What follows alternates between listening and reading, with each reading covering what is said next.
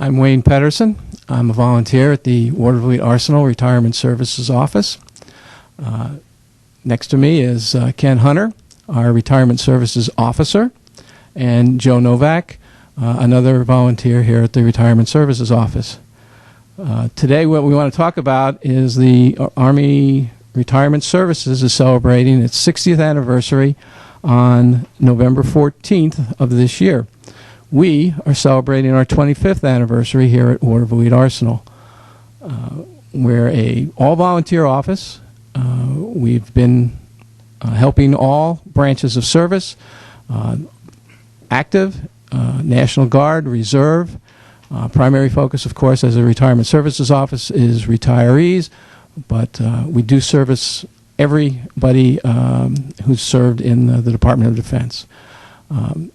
I'm going to turn it over now to Ken Hunter, who is going to talk about the populations that we serve in the Capital District and our need for volunteers. I'm Ken Hunter, and I'd like to give an overview of what we've done over the past year. We sent in our report to the Army sources that we have to report to regarding the activities performed during the government's fiscal year, which runs from October 1st through September 30th. Last year that just ended, we have served approximately 392 persons. That included people from the Air Force. 39 came in, annuitants, the widows or widowers. 184 from the Army. Coast Guard, we've serviced 4. Every day that we're in operation, we check the newspapers from all through the area, the obituary pages, because we want to provide an arm where we can assist survivors in getting survivor benefits from them. And we sent out a total, sadly, 69 condolence cards as of the end of the fiscal year. We've also served 6 Marines. We've had 7 miscellaneous types of things. 27 members of the Navy been in here to see us for assistance. We've sent out informational letters to American Legion as well as Veterans of Foreign Wars Post to let them know that we're available and how to get in touch with us. And we scan the retirement list that we get from the Department of Defense, and we send out newsletters of welcome to new retirees and telling them all about the services and so forth. I've been with this 25 years, and I have to say we've had a lot of people that we have served. We've had good experiences and sad experiences when we have to deal with widows and widowers in transferring over to the survivor benefit portion of it. We hold retiree activity days every other year, and currently we serve our mailing list furnished by the Department of Defense approximately 7,400 military retirees and people who are in what they call the gray area who have not yet reached the 60th birthday when they are eligible for a full benefit and pension.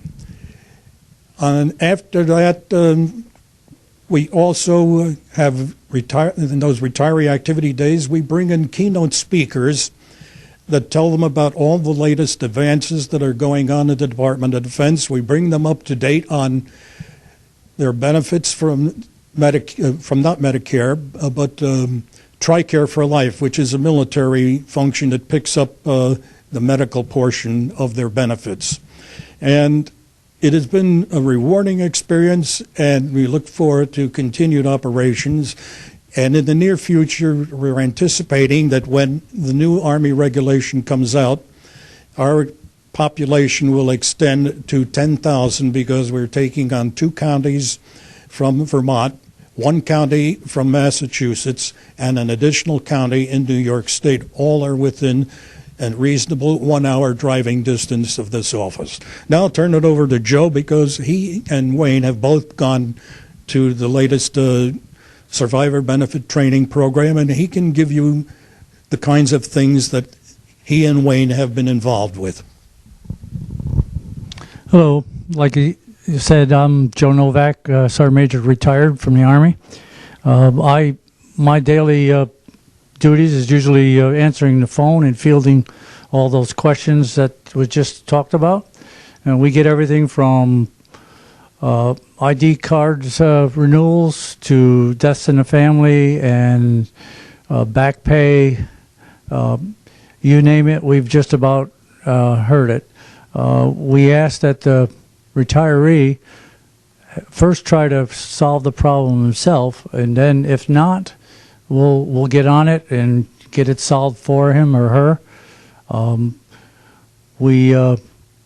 phone number here is 518-266-5810, and we also have a web page that you can, or an email that you can contact us. We're only open 2 days a week, but we have an answering machine, and whenever you have the time, give us a call, leave us a message, and we will get back to you. Thank you.